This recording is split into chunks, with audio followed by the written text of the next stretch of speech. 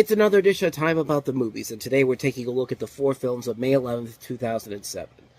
And this was actually one of the quieter weekends in general. Even though we got 4 movies, we had movies that weren't necessarily as big as some of the big blockbusters we're eventually going to delve into here, but we do have a sequel to one of the more groundbreaking horror movies of the last 10 years, an ensemble with Jane Fonda, Felicity Huffman, and Lindsay Lohan, a war comedy starring Larry the Cable Guy, and an ensemble with a ton of people you're very familiar with, but this is a film that clearly feels like it was dumped out in theaters, and we'll eventually delve into that one in a little bit. But before we get to any of those, let's talk about the biggest new release of the weekend, because this really was not a big hit in general. The sequel to 28 Days Later, which is 28 Weeks Later.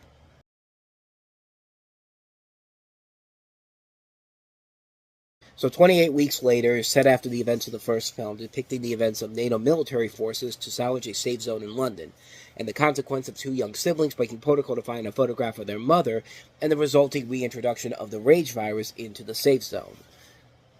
On paper, this seems like a sequel that feels rather pointless. I mean, 28 Days Later kind of wrapped its story up very well, and didn't really feel the need to continue the storyline in another movie, unless you had Danny Boyle behind it, which we don't get it here, but we will get it eventually, as it will come out later this summer with 28 Years Later.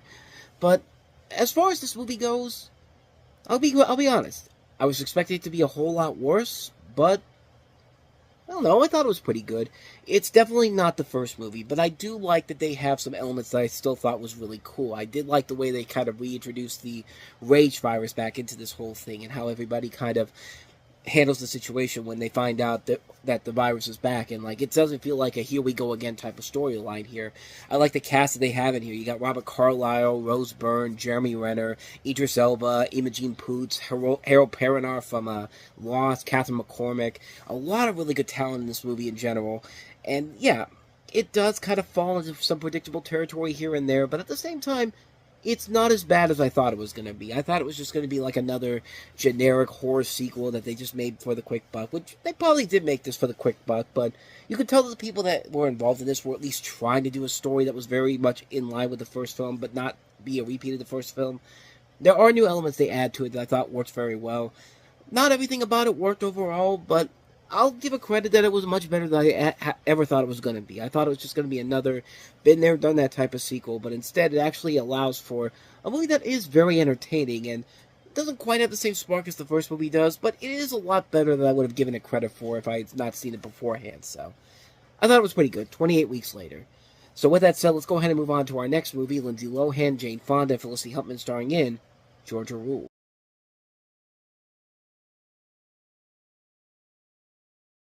One of Lindsay Lohan's 2 really bad movies in 2007, and yet this isn't the one that killed her career. No. We'll get to the second one a little bit later on in the summertime, but in this movie, she stars as Rachel, who comes to stay with her grandmother Georgia for the summer, leaving some obvious problems behind at home. Her alcoholic mother, played by Felicity Huffman, doesn't even stay the night before, rushing out back to California to be with her husband. Rachel shakes up the town, a beautiful girl in the boring Mormon country. Then she reveals her deepest secrets to one of her new friends, and her mother comes rushing back to find out if it's true. In the midst of a crisis, the 3 women become closer than ever and start to understand each other more.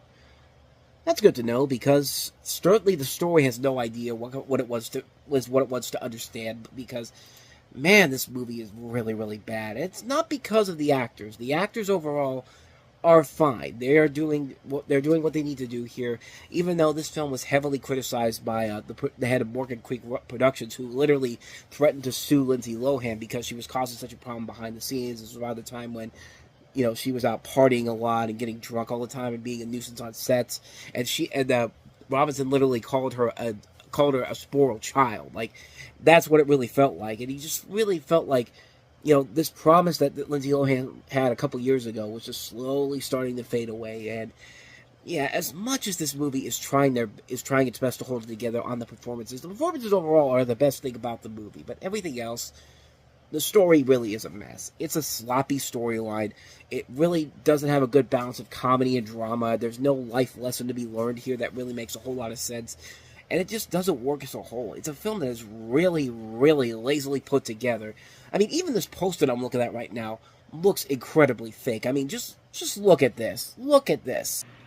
I mean, just look at this. Look at the faces. Look at how they don't match the bodies whatsoever. Like, that's not a good sign if you're trying to sell this movie and you can't even make the faces look like they're actually on the people's bodies. These look like they were pictures that were literally taken somewhere else, and they just plastered it onto the poster and sold it off as an official poster. That does not look like a real poster whatsoever. But lo and behold, it actually is.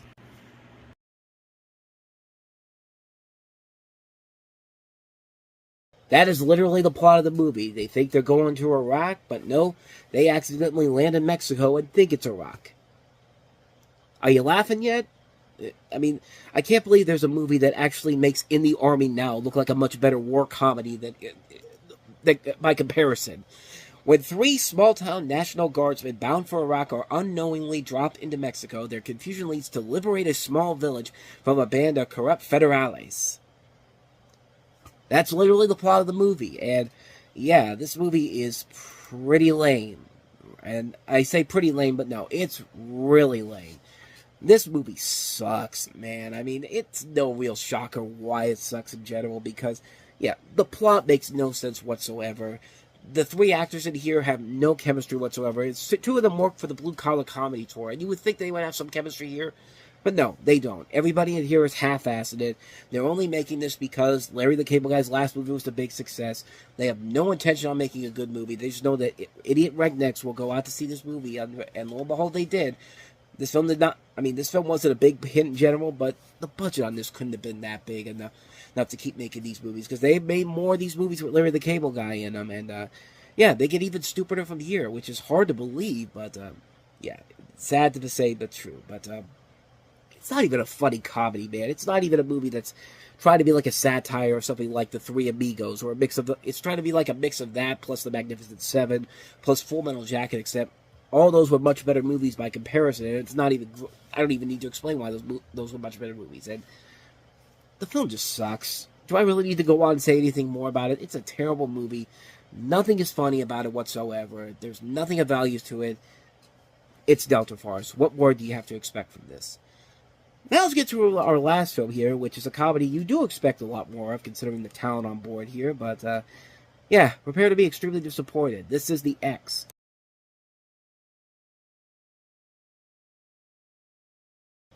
See, with Delta Force, you know what you're going into. Either you know what you're going into, or you're just really not that stupid to think that there's going to be some value to it. This one you expect a whole lot more from. In this movie, you have Sophia, played by Amanda Peet, who's an attorney, and Tom, played by Zach Braff, a cook, who has a hard time holding a job. When their first child is born, they agree that she'll be a full-time mother, and he'll get a promotion. When he gets fired, he takes a job in Ohio, working at an ad agency, where her father, played by Charles Grodin, is assistant director. Tom's decided to report to Chip, played by Jason Bateman, a competitive, hard-driving guy who's in a wheelchair, and who's Sophia's ex-boyfriend from high school. Chip still carries a torch for her, but Sophie convenes to make Tom's work life miserable. As Tom's frustration mounts, it may be that Sophia will take Chip's side. Is Tom doomed to fail yet again? Are you really that stupid that you're going to do this plot here and not expect us to laugh one bit? Everything you expect in this movie is in this film, and for a movie that has Charles Grodin in his first film since freaking Clifford of all things, and It Runs in the Family in 1994. I expect a whole lot more than this, and just from everybody involved in here, because not only do you have Zach Braff, Amanda Peet, Charles Grodin, Jason Bateman, you also have Mia Farrow, Donald Logue, who was done on Grounded for Life, Amy Poehler, Amy Adams, Fred Armisen. Just that cast list right there should be in a much better movie than this pile of garbage. And this is a pile of garbage movie, and not shocking, this is directed by the same guy that did Our Idiot Brother, which is another movie that wastes a lot of really good talent in there, and is a movie that is not funny whatsoever and is completely lame. But at least that one was trying. This one just falls right into territory that we've seen done to death all over again. And the whole movie is just leading up to absolutely nothing. They go back to square one right from the get-go. And it's just like, why were we even here to begin with? You just wasted an hour and a half of our time on something that makes no sense whatsoever, leads to absolutely nothing whatsoever. So what's the point? Why am I sitting in a movie theater watching this garbage if this is all you're going to amount to? Honestly, like, what does this movie have to offer anybody? nothing. And yet again, this is another movie that Zach Braff, he started his film career off so strong with Garden State, and then he does The Last Kiss, and then this movie, and you can see why his film career kind of crashed and burned after this. And it's just like, I want this guy to star in more funny movies, man. I think Zach Braff is very funny. I mean, I've talked about it before. I like this guy a lot as an actor, but every time I see him in a movie like this, it just feels like he's the wrong person for the role. He's being there to just play a one-note character that's nothing of value to him whatsoever, and it just doesn't work out in any of the movies he's done since Garden State. It's a terrible film, a big steaming pile of garbage. It's an even bigger disappointment than Delta Force just because of who's involved in here. This film deserved a much better story for everybody in here to be in this sort of predicament. But this is pure garbage. This is absolute 100% garbage. One of the worst comedies I've ever seen. Avoid it like the plague. It's a terrible film. I absolutely hate this movie, The X. And so, with all of that said, we wrap up another edition of Time About the Movies. And the next time we meet, we'll take a look at two more big summer blockbusters. Well, okay, one big summer blockbuster. The third installment of the Shrek series, Shrek the Third, which, after the first two movies, you expect to see a film that's on the same level, if not better than the last movie. And, it's not. But we'll tell more to that next time. And we'll also take a look at Once, this musical film that kind of came out of nowhere and went on to become one of the more successful films of the year and actually did go on to win an Academy Award for Best Original Song. Really good movie, and we'll delve more into those two films coming up on tomorrow's show, so be on the lookout for that. But with all of that said, thank you so much for watching, and I hope you enjoyed this. And if you did, hit the like button, hit the subscribe button, hit the notification button, and the bell, because you get updates on when new videos come out, and we do post here every day. Also, check out our playlist here and the previous episode I did. With all that said, I am off. I will see you guys next time, and until then, as always, take care.